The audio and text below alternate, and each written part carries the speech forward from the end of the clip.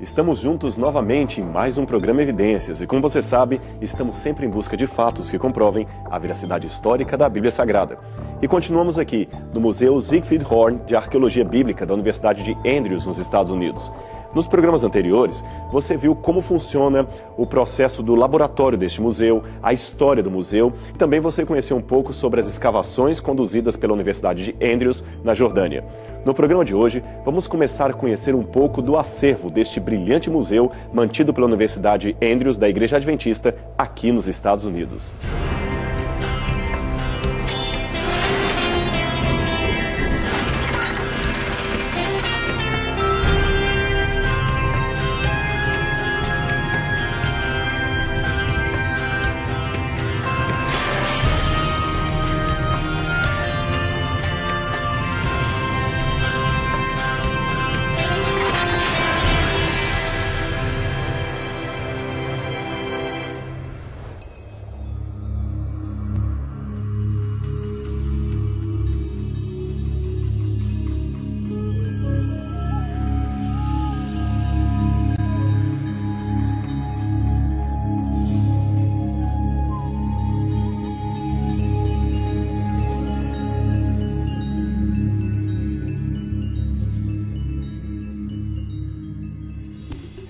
Os beduínos são um grupo étnico que interessam muito de perto àquele que lida com a arqueologia bíblica. Você sabe, os beduínos são aquelas famílias que vivem no deserto do Oriente Médio até hoje. E sabe qual que é o interessante em estudar esse grupo?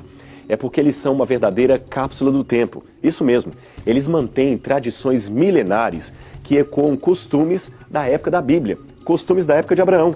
Por exemplo, aqui atrás eu tenho algumas peças feitas por beduínos de Hebron, e elas são usadas em camelos para atravessar o deserto. Aqui você tem uma bolsa, onde eles colocam vários cereais, vários alimentos, e assim eles conseguem sustentar as suas gerações exatamente como fazia no tempo do Gênesis. Vamos continuar conhecendo outros artefatos que ilustram esse período da Bíblia.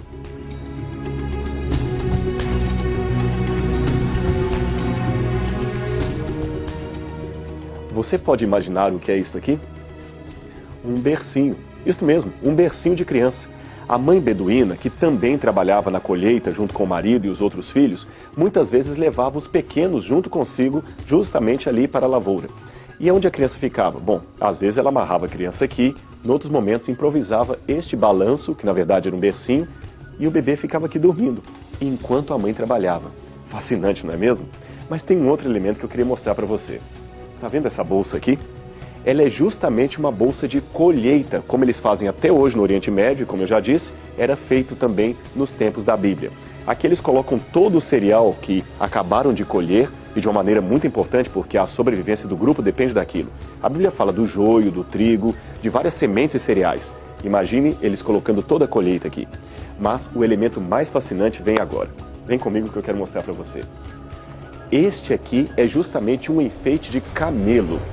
Você note que ele é feito de moedas. O que eu quero chamar a atenção é que o que hoje é um enfeite de camelo, no passado também era um enfeite para mulheres. Isto mesmo, as mulheres usavam moedas para se enfeitar, como colar, como joias, braceletes e outros artefatos. Sabe por quê? Bem, você se lembra da parábola da dracma perdida? Vamos recordá-la. Assim disse Jesus: qual é a mulher que, tendo 10 dracmas, se perder uma, não acende a candeia, varre a casa toda e a procura diligentemente até encontrá-la? E, tendo-a achado, reúne as amigas e vizinhas, dizendo: alegrai-vos comigo, porque achei a dracma que eu tinha perdido. Eu também vos afirmo, de igual modo, há júbilo diante dos anjos de Deus por um único pecador que se arrepende. Você deve estar se perguntando por que afinal as mulheres usavam moedas como enfeite do corpo e o que tem a parábola de Jesus a ver com tudo isso? Bem, a resposta está no dia do casamento. É que as mulheres recebiam nesse dia uma doação especial do seu pai, um presente. Era um dote particular. Essas moedas que a mulher tinha consigo eram uma espécie de seguro de vida. A quantidade, é claro, variava de acordo com a riqueza do pai da noiva. Ele dava isso para a mulher porque numa época em que ela não poderia ter a sua profissão ou um ganho próprio, ela poderia usar aquelas moedas para escapar numa situação de fome, de viuvez e comer alguma coisa e procurar um parente mais próximo.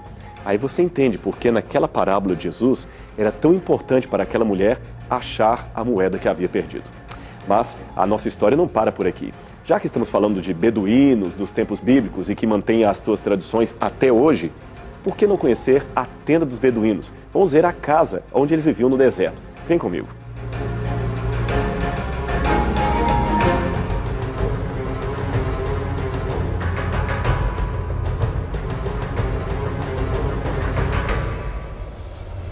Esta então é a tenda que está aqui dentro do Museu Horn, feita por beduínos de Hebron.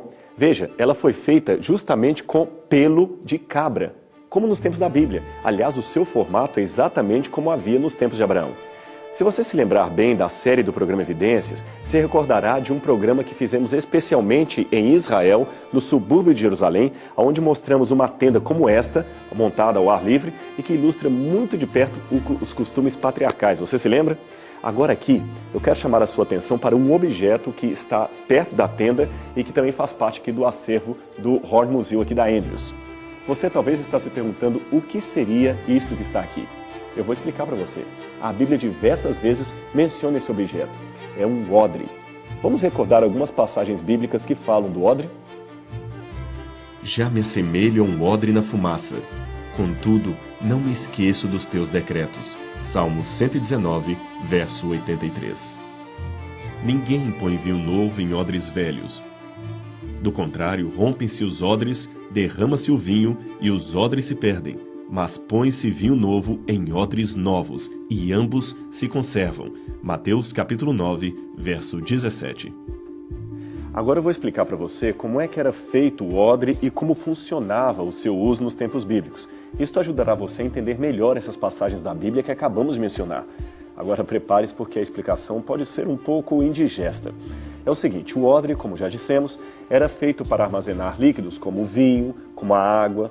Eles nem sempre apreciavam guardar isto em tonéis de cerâmica, porque, óbvio, atravessar o deserto com peças de cerâmica, aquilo ali era mais pesado, poderia quebrar. Então o odre, que era feito de pele de animal, era muito mais flexível, maleável e fácil de transportar. Agora, era assim que eles o fabricavam. Eles pegavam uma cabra, cortavam a cabeça do animal, como você está vendo aqui. Depois eles também pegavam todo o que estava dentro desse animal, todas as entranhas, e puxavam, e tiravam tudo aquilo ali. Ficava, evidentemente, só a pele. Eles tiravam os ossos, as entranhas, todas as vísceras, e ficava isso aqui só a pele. Deixavam secando no sol. Depois costuravam as patas e você tinha justamente uma bolsa térmica, hermeticamente fechada. A água aqui fica muito bem conservada. Eu sei que você deve estar imaginando, mas não ficava com um gosto um tanto ruim? Para a nossa cultura, definitivamente. Eu já vi beduínos no deserto usando isso aqui para beber água. Eu confesso a você que não tive coragem de beber aquela água, mas eu experimentei justamente a temperatura dela e é incrível como a água aqui dentro é armazenada numa temperatura muito mais agradável e não numa temperatura morna, como seria uma água exposta a um calor de 40 graus, como é comum no deserto, especialmente no deserto da Judeia ou no deserto também ali do Egito. Agora eles bebiam a água daqui e guardavam o cântaro justamente nessa posição. E as passagens da Bíblia que mencionamos? Bom, você sabe que o couro, enquanto ele está novo, ele tem maior flexibilidade. Pois bem, no caso do vinho, para citar a expressão dita por Jesus, não se coloca vinho novo em odres velhos, o esquema era o seguinte: o vinho, depois de um tempo, evidentemente fermenta. E quando ele fermenta, produz gás, então evidentemente o espaço é expandido. Se o odre é feito com um couro novo, ele fica flexível e se expande junto com o vinho. Porém, se o odre já é um tanto velho, ele fica mais ressecado. E quando o vinho se expande, evidentemente, o couro vai se romper. Aí, a expressão de Jesus, o vinho novo tem que ser em odres novos, porque um vinho novo em odres velhos, quando ele se expandir, o odre vai se romper, vai se partir e você perderá o odre e o vinho. O significado disso é fácil. Jesus quis dizer que para recebermos uma verdade, uma ideia nova, devemos ter a disposição para ter também uma mente nova ou uma mente renovada. Se a nossa mente é velha, como um odre ressecado, presa a padrões principalmente sem base bíblica ou sem base na palavra de Deus, esse odre, a nossa mente, não suportará o vinho puro do Evangelho. Ele acabará se rompendo simbolicamente, se é que você me entende. Mas a outra passagem também é significativa. Já me assemelho, Senhor, disse o escritor bíblico, a um odre numa fumaça, porém jamais me esqueço dos seus mandamentos.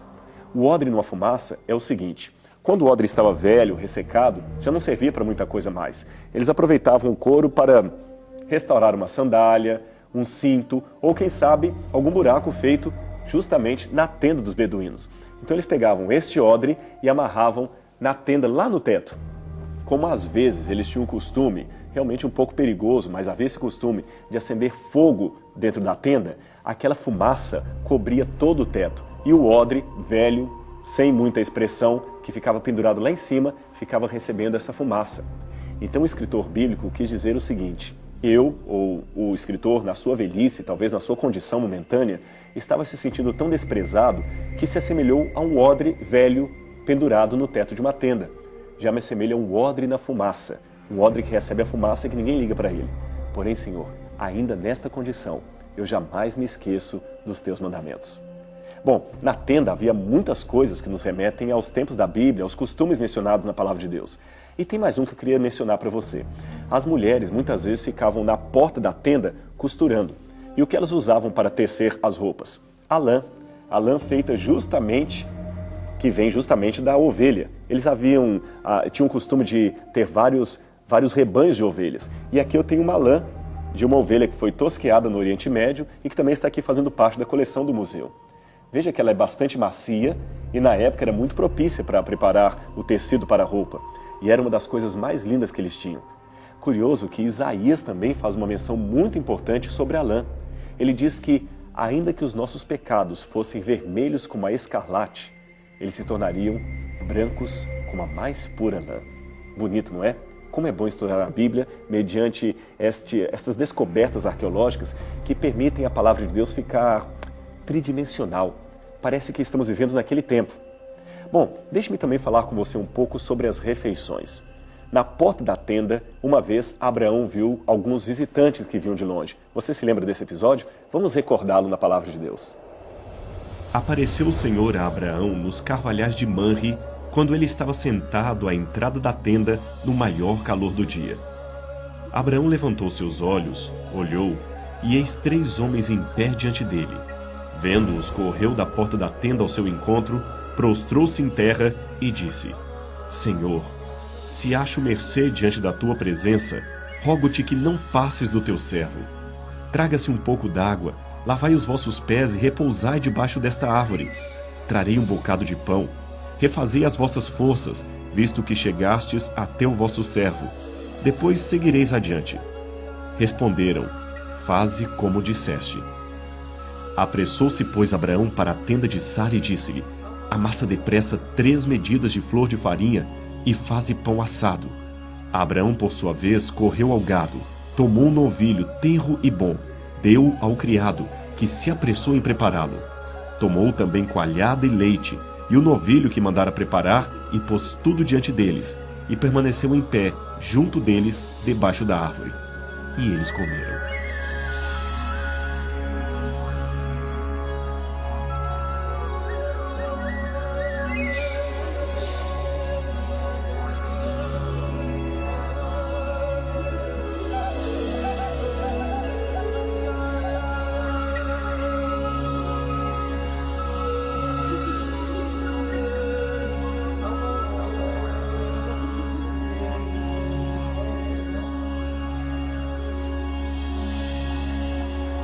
Era um ambiente assim como este, lúgubre, com pouca iluminação, que se tomavam as principais refeições, especialmente, é claro, quando se recebia uma visita ilustre na tenda.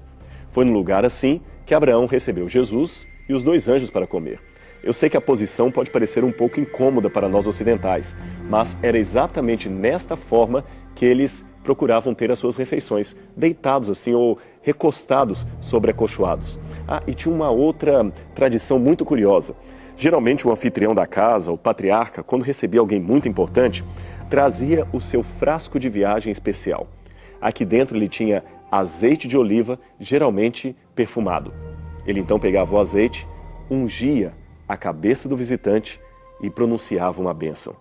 Você se lembra do Salmo 23? Ali Davi diz: Unges minha cabeça com óleo e o meu cálice transborda. A imagem era exatamente esta. Bom, falando da refeição, o patriarca então saía e lá fora buscava comida com a sua esposa. Dificilmente a mulher vinha e participava da refeição com forasteiros. Ele trazia comida, todos aqui assentados participavam juntos. Havia também muita bebida, evidentemente leite, coalhada era usado, frutas, às vezes uma carne especial era preparada. E aqui, neste local, eles costumavam colocar algumas brasas ou pedras quentes também.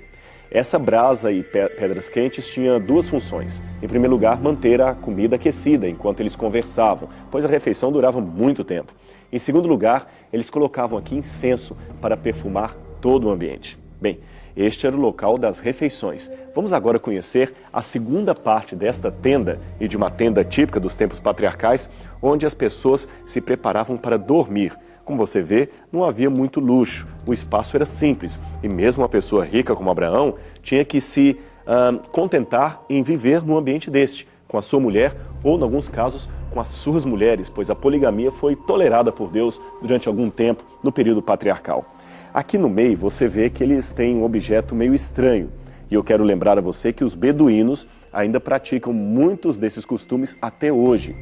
Este estranho objeto tinha algumas funções especiais. Aqui eles colocavam brasas, pedras quentes, exatamente como o lugar onde a comida era aquecida. E durante a noite, eles aproveitavam isto para aquecer a tenda. Eu sei que você deve estar perguntando, mas não era deserto? Por que aquecer? É porque, por incrível que pareça, o deserto, em algumas partes do ano, se torna terrivelmente frio durante a madrugada. O vento é cortante e a temperatura cai acentuadamente. Então, com essas brasas aqui, as pessoas que dormiam em redor ficavam aquecidas durante a noite. E tinha outra função também. Além de aquecer o ambiente, essas brasas soltavam uma certa fumaça que livrava o ambiente de moscas indesejáveis. É porque a maioria dos nômades do período patriarcal criavam cabras, ovelhas, como era o caso de Abraão. E esses animais atraem moscas. E saiba, no deserto há muita mosca. Eu mesmo já vi muita mosca no deserto de Baiuda e elas são incômodas. Então a fumaça acaba espantando aqueles insetos. E novamente eles colocavam aqui incenso para perfumar todo o ambiente. Depois fazia-se uma oração, o pai abençoava os filhos e cada um dormia no seu acolchoado. Imagine Abraão também se recostando para dormir. E se a mente me permite um tanto de imaginação, eu posso imaginar Abraão olhando para o teto da sua tenda e quem sabe por um buraco dela, olhando as estrelas e lembrando-se da promessa que Deus lhe havia feito, de que um dia ele seria pai de uma grande nação, tão numerosa quanto as estrelas do céu. E depois disto, Abraão dormia, sonhando com o céu, sonhando com seu amigo, sonhando com seu Criador. A gente continua a nossa conversa no próximo programa, Evidências. A Mesopotâmia será o assunto do nosso próximo programa Evidências, nessa série especial gravada aqui na Universidade de Andrews. Você conhecerá o acervo do Museu da Andrews e a coleção que eles têm de tabletes com inscrição cuneiforme datados de mais de 2000 anos antes de Cristo. Portanto, não perca o próximo programa Evidências aqui na TV Novo Tempo.